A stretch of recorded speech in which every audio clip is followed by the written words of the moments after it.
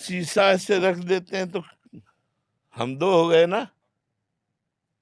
शीशा रख दिया तो हम दो हो गए, एक हम और एक प्रतिबिंब, और शीशा पलटा दिया, एक बचे ना। तो जब तक देह भाव, जीव किसे कहते हैं, देह भाव को प्राप्त हुआ, और जहां देह भाव मुक्त हुआ, आत्म स्वरूप को प्राप्त हुआ, तो माया रूपी दर्पण हटा, तो बचा कौन? एक, उसे आत्मा कहो या परमात्मा कहो या ब्रह्म कहो। इसीलिए वेद कहता है ब्रह्मविद ब्रह्मैव भवति। जो ब्रह्म को जान लेता है वो ब्रह्म स्वरूप हो जाता है, क्योंकि वो ब्रह्म स्वरूप था, वो ब्रह्म स्वरूप है, वो ब्रह्म स्वरूप रहेगा, पर अपने स्वरूप को भूल करके माया के प्रतिबिंब में फंस गया। आप सब ईमानदारी से बताओ, अपने को यही मानते हैं कि नहीं मानते?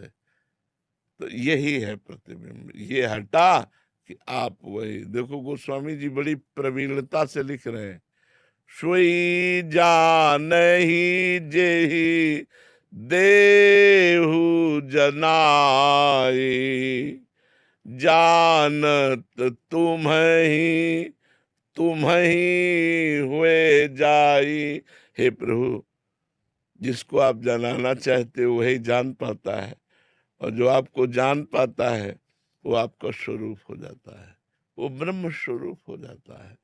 तो फिर वहां दो नहीं रहते। सवाल हल तभी माना जाएगा जब एक रहेगा।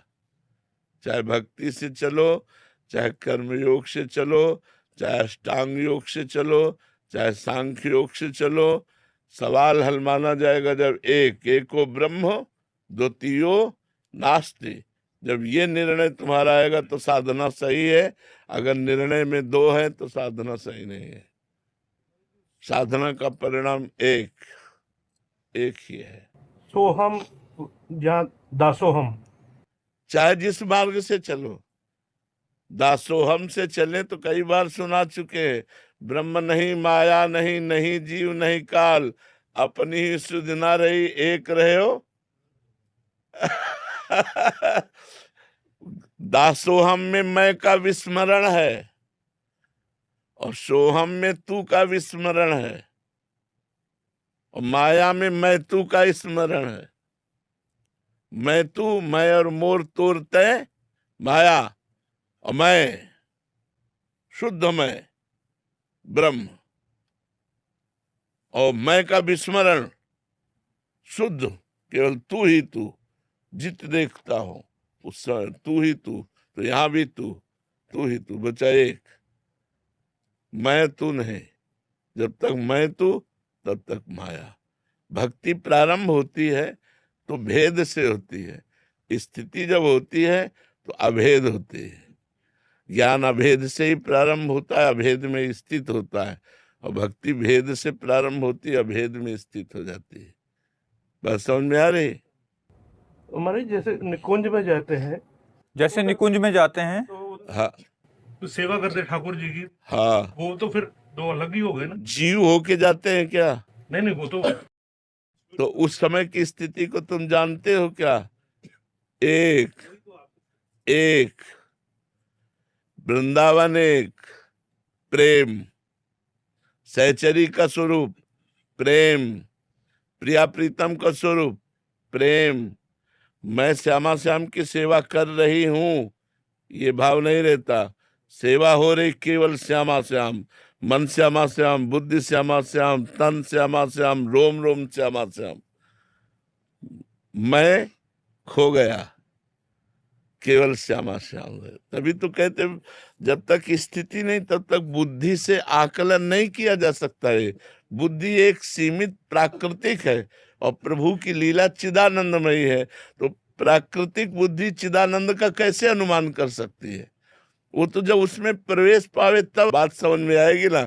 अब जैसे थोड़ा आप भाव देश में प्रवेश पावे तो हमारे इशारे को समझते चले जाएंगे, तो ऐसा लगेगा ऐसा कैसे, मैं सेवा कर रहा हूं और मुझे ये बोध नहीं कि मैं सेवा कर रहा हूं। यंत्रवत सेवा हो रही है, श्याम श्यामा विराजमान हृदय में, श्याम श्यामा बुद्धि में विराजमान, श्याम श्यामा मन में विराजमान, श्याम श्यामा चित्त में विराजमान। और ये माता पिता जनित पैदा हुआ जो देह है, ये श्याम श्यामा के सेवा योग्य नहीं है। वो भाव देह जो है वो चिदानंद में होता है। जो श्यामा श्याम का चिदानंद में श्रीअंग, वैसे ही सहचरी का श्रीअंग होता है। वो सब वहाँ एक है। इतना समुदाय होने पर सब एक है। खग मृग पशु पंछी वृंदावन प्रिया प्रीतम सहचरी सब प्रेम। तो उनका ही विस्तार हुआ वो। बस वही प्रेम जो ठाकुर जी के हृदय का प्रेम है, वही किशोरी जू, और किशोरी जू के रोम रोम से सब सहचरियों का प्रादुर्भाव, और ठाकुर जी का प्रेम ही वृंदावन हो गया। सब कुछ प्रेम प्रेम प्रेम। तो एक ही बचा ना प्रेम। वृंदावन प्रेम धाम है, तो यहाँ सब कुछ प्रेम ही प्रेम है। यहाँ दो नहीं है। प्रेम गलियति साकरी तामे दो न समाये, दो का प्रवेश नहीं है। समझ पा रहे आप? श्रीपाद अनंत प्रभु देसाई जी। राधे राधे श्री गुरु। राधे राधे महाराज जी।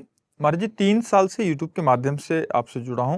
महाराज जी आपका प्रश्न है कि परब्रह्म आत्म काम है, उनको कुछ भी इच्छा नहीं रहती, तो महाराज जी मैं अनेक हो जाऊं, ऐसी इच्छा सृष्टि के आरंभ में कैसे हुई महाराज जी? बात यह है कि उनके हृदय में इच्छा क्यों हुई, ये हम प्रश्न नहीं कर सकते, क्योंकि वो स्वामी है, वो सृष्टि के रचयिता है। वो अपने आप से अपने आप में खेल रहे हैं। वो किसी और से खेलने की थोड़ी की इच्छा, अपने आप से अपने आप। जब खेलने की इच्छा करता है तो सृष्टि रच जाती है, और जब खेल करके शांत हो जाता है तो सृष्टि समिट जाती है। उसे महाप्रलय करते हैं। वो इसीलिए उसने रचा है, वो खेल रहा है, वो खेल रहा है। अब वो क्यों खेल रहा है, अब ये प्रश्न तो नहीं हो सकता। उसने एक को हम बहुत श्यामा ऐसा क्यों बोला, मैं एक से बहुत हो जाऊं ऐसी इच्छा क्यों की, तो हम आपको बताएं झूठा है, उसने किया ही नहीं, उसने इच्छा की ही नहीं, वो बहुत श्यामा हुआ ही नहीं। वो एक ही है, दूसरा है ही नहीं। आप हमारी बात को समझ पा रहे हो जहां से हम बोल रहे? कैसे? जैसे स्वप्न में आप अनेक थे, आपका मन ही बाजार बना हुआ था, आपका मन ही शत्रु बना हुआ था, आपका मन ही मित्र बना हुआ था, आपका ही मन दुख बना हुआ था, आपका मन ही सुख बना हुआ था। लेकिन जब आप जगे तो क्या था? आपके सिवा कुछ था क्या? बस आपके सिवा कुछ है क्या? ये सब माया का था। उमा कहूं मैं अनुभव अपना, सत हरि भजन जगत सब सपना। ये जो बहुत तुम देख रहे हो ये स्वप्न है। ये जो बहुत देख रहे हो वो स्वप्न है। उसी स्वप्न को मिटा दो तो एक ब्रह्मविद ब्रह्म ही भवति, दूसरा कोई है ही नहीं। अगर दूसरा दिखाई दे रहा है तो स्वप्न है। जागृत अवस्था में आओगे तो वासुदेवा सर्वमिति, सर्वमिति ये माया है, केवल वासुदेव। सर्वम खलमिदम ब्रह्म, सर्वम ये माया है, खलमिदम ब्रह्म वो केवल एक है। वो एक ही अनेक रूपों में भास रहा है। जैसे सूर्य एक है और 1 करोड़ घड़े रखे हैं, तो 1 करोड़ घड़े में 1 करोड़ सूर्य भास रहा है, ना कि सूर्य 1 करोड़ हो गया। घड़े फोड़ देने पर सूर्य पर कोई फर्क नहीं पड़ता, वो एक ही है। सत्य बोध होने पर ऐसा अनुभव में आएगा। जब तक ऐसा अनुभव में नहीं आएगा तब तक प्रश्न उठ जाएगा। और वो नहीं है, ये है, वो नहीं है, वो ये है जो तुम हो। तुमने ही अपनी इच्छा की इच्छा मिटा दो तो तुम वही हो, तुम दूसरे थोड़ी हो। तत्त्वमसि, तत् जिसे तुम वो कह रहे हो, त्वम असि, तुम ही हो। ये बात जब तक भजन नहीं करोगे, साधना नहीं करोगे, तो क्यों का अंत हो सकता है क्या हमें? क्यों का अंत नहीं होता है। इसलिए आप सुलझ करके समझिए, वो परमात्मा ही जब खेलना चाहता है, ये माया में शब्द है, क्योंकि माया से युक्त होकर ही खेल होता है। जब वो खेलना चाहता है तो अपनी योग शक्ति से विस्तार कर लेता है, जड़ चैतन्य अनंत ब्रह्मांड वो सब बन जाता है। और जब वो शांत शयन करना चाहता है तो सबको समेट लेता है। ये भी मायामय उत्तर है, लेकिन माया मुक्त उत्तर ये है कि ऐसा कभी हुआ ही नहीं। अब हम जो शब्द बोलेंगे वो सबकी समझ में, ये सृष्टि कभी हुई ही नहीं। योग वासिष्ठ, ये सृष्टि कभी हुई नहीं, ये तुम्हें भास रही है।